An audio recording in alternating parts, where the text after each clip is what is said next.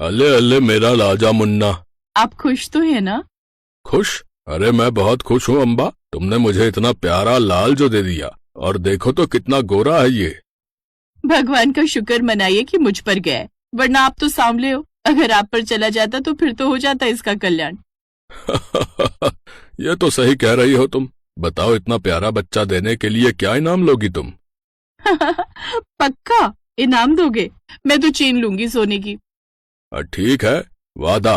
चैन सिंह तुम्हें सोने की चेन जरूर देगा। चैन सिंह की बात सुनकर उसकी पत्नी अंबा देवी खुश हो गई। चैन सिंह अपने गांव के बड़े जमींदार थे। बड़ा सा घर था और नौकर चाकर भी।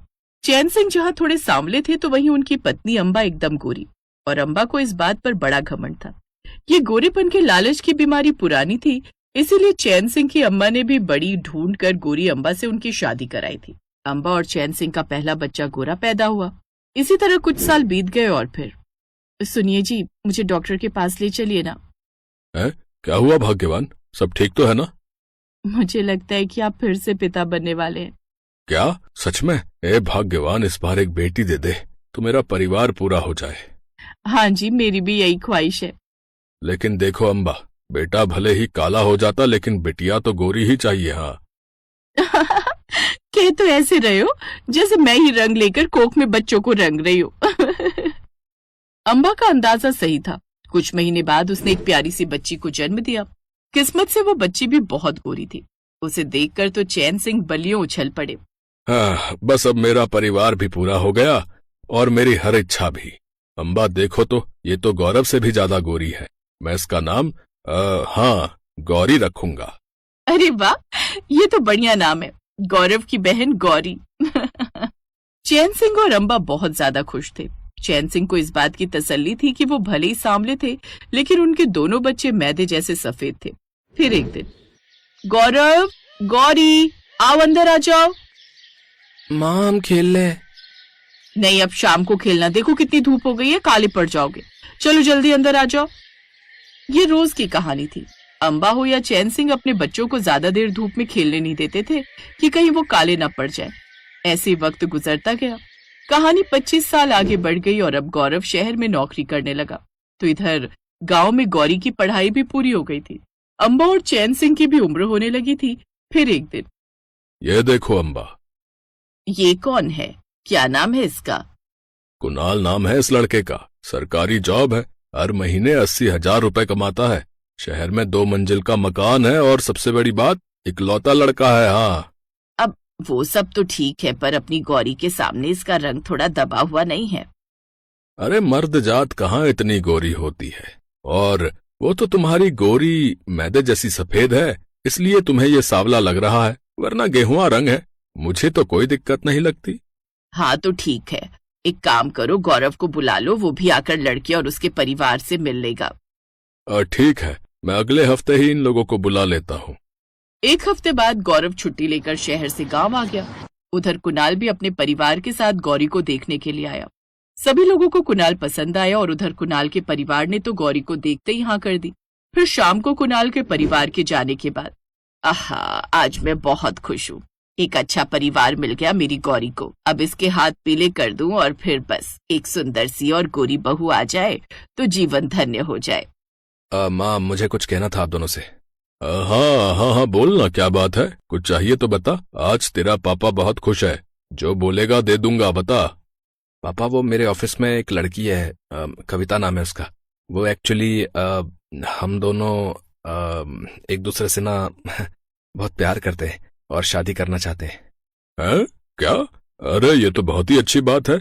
तूने तो हमारा काम बहुत आसान कर दिया। वाह भैया, आप तो बड़े छुपे रुस्तम निकले। कितने सालों से चल रहा है ये सब?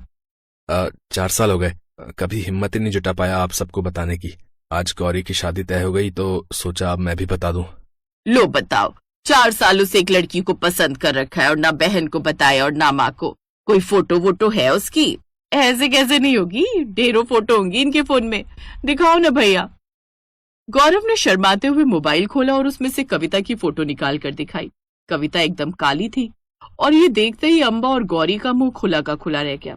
उन दोनों को ऐसे देखकर चैन सिंह बोले, अरे क्या अप्सरा देख ली क्या, जो ऐसे मुंह खोलकर बैठ गई हो तुम दोनों? लाओ भाई, मुझे भी तो दिखाओ। गौरी ने अपने भाई के हाथ से मोबाइल लेकर चैन सिंह को दे दिया। चैन सिंह ने जैसे ही कविता का फोटो देखा तो उनका भी मुंह खुला का खुला रह गया। अरे ये अप्सरा नहीं, ये तो राक्षसी है। पापा ये क्या कह रहे हैं आप? और नहीं तो क्या बेटा, तुझे रतौंधी हो गई है क्या? इसका रंग देख और अपना रंग देख। रंग में क्या रखा है पापा? कुणाल भी तो सांवला है ना। अरे वो गेहुआ है और ये काली कलूटी। तुझे हो क्या गया है गौरव? तू एक काम कर, मेरे साथ मटर वाली दरगाह चल, वहां मटरू मियाँ से तुझे झड़वा देती हूँ। हो ना हो तुझ पर जरूर कोई टोटका हुआ है। अरे बस करो माँ, मैंने कहा ना कि मैं कविता से प्यार करता हूँ। पता है वो मुझसे शादी करने के लिए अपनी नौकरी छोड़ने तक को तैयार है। आप लोगों की सेवा के लिए यहाँ वो गांव में रहने को तैयार है, और आप हैं कि बस उसके रंग को ही देखे जा रहे हैं। अरे उसका रंग नहीं, दिल देखिए। अरे दिल का क्या अचार डालेंगे हम?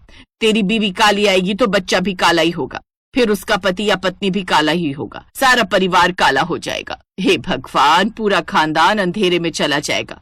भट्ट काला, नहीं नहीं, हमें ये मंजूर नहीं। हाँ हाँ, हमें मंजूर नहीं, हमारे जीते जी तो ये नहीं हो सकता। अंबा और चैन सिंह मना करते रह गए और उधर गौरव ने कविता से शादी कर ली। अब कविता घर में बहू बनकर आ गई और फिर कुछ दिन बाद गौरी भी कुणाल से शादी करके अपने ससुराल चली गई। लेकिन कविता के आने से न तो अंबा खुश थी और न ही चैन सिंह। फिर एक सुबह, गौरव समझा ले अपनी पत्नी को, ये पानी की बोतल रात में अपने कमरे में रखकर सोया करे। कल रात रसोई में मैंने इसे देख लिया, अंधेरे में सिर्फ आंखें चमक रही थी इसकी। हाय, ऐसा भयानक मंजर था कि बस मेरा तो दिल ही बैठ गया था। हाँ या उसको बोल कि कुछ मोमबत्ती वगैरह साथ लेकर जाया करे। रहने दो जी, फिर तो पूरी चुड़ैल लगेगी। आज तो मैं बच गई, अगर मोमबत्ती के साथ देख लिया तो सीधा शमशान ही ले जाना मुझे। तूने अपनी मनमानी कर तो ली, लेकिन देखना एक दिन इस घर में भूतों का राज होगा। हाँ, हर तरफ काले काले बच्चे सफेद सफेद आंखें फाड़ कर घूमेंगे। हम तो उम्र से पहले ही मर जाएंगे। गौरव अपने माता पिता को लाख समझाता, लेकिन वो कहाँ समझने वाले थे। उनके लिए तो गोरा रंग ही सबसे बड़ी चीज थी। ऐसे ही एक साल बीत गया। फिर एक दिन, मम्मी जी वो मैं। अरे क्या हुआ? आप दादी बनने वाली हैं। क्या? मैं दादी बनने वाली हूँ? लेकिन क्या फायदा, काला पोता लेकर मैं क्या करूंगी? अंबा की बात सुनकर कविता को बहुत बुरा लगा। वो अंबा से कुछ कहने वाली थी कि तभी गौरी का फोन आ गया। क्या कह रही है तू? मैं नानी बनने वाली हूँ। अरे ये तो बहुत खुशी की बात है। तू घर कब आ रही है? कविता को ये बात बहुत बुरी लगी। उसके सास ससुर गौरी के माँ बनने की खबर से तो बहुत खुश थे, लेकिन कविता के माँ बनने की कोई खास खुशी नहीं थी। कुछ महीने बाद गौरी अपने मायके चली आई। अब तू चिंता मत कर, तू देखना मैं तुझे रोज नारियल खिलाऊंगी, एकदम गोरा बच्चा होगा तेरा। अरे वो गोलू बाबा के मंदिर की माला भी तो दे दो इसे, देखना तेरा बच्चा दूध सा सफेद आएगा। एक तरफ गौरी की सेवा और आवभगत में कोई कमी नहीं थी, तो दूसरी तरफ बेचारी कविता को कोई पूछने वाला नहीं था। दिन बीतते गए। अब गौरी और कविता की तकलीफें भी बढ़ने लगी। अंबा और चैन सिंह बस गौरी की देखभाल में लगे रहते। वो तो बेचारा गौरव ही शहर से जब भी आता तो वो कविता का ख्याल रखता और उसके लिए फल वगैरह ले आता। और फिर कुछ दिन बाद अस्पताल में, चैन सिंह जी, अंबा जी, आप दोनों बहुत भाग्यशाली हो। आपके घर में एक साथ दो दो लक्ष्मियों ने जन्म लिया है। कविता और गौरी दोनों ने बेटियों को जन्म दिया है। ये तो बहुत खुशी की बात है। कहाँ है मेरी दोनों बच्चियां? इतना सुनते ही नर्स अंदर गई और वहां से दोनों बच्चियों को अपने साथ ले आई।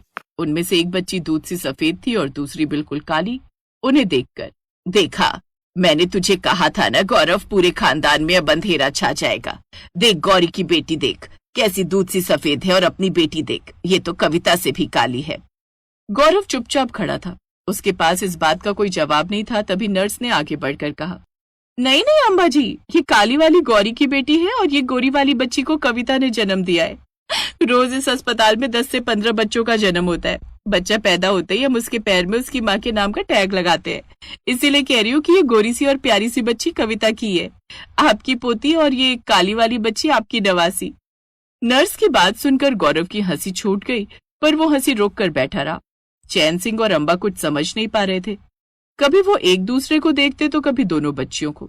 असल में इस बार दोनों बच्चियों का रंग अपनी माँ पर जाने के बजाय अपने अपने पिता पर चला गया था, और ये तो किसी ने सोचा ही नहीं था।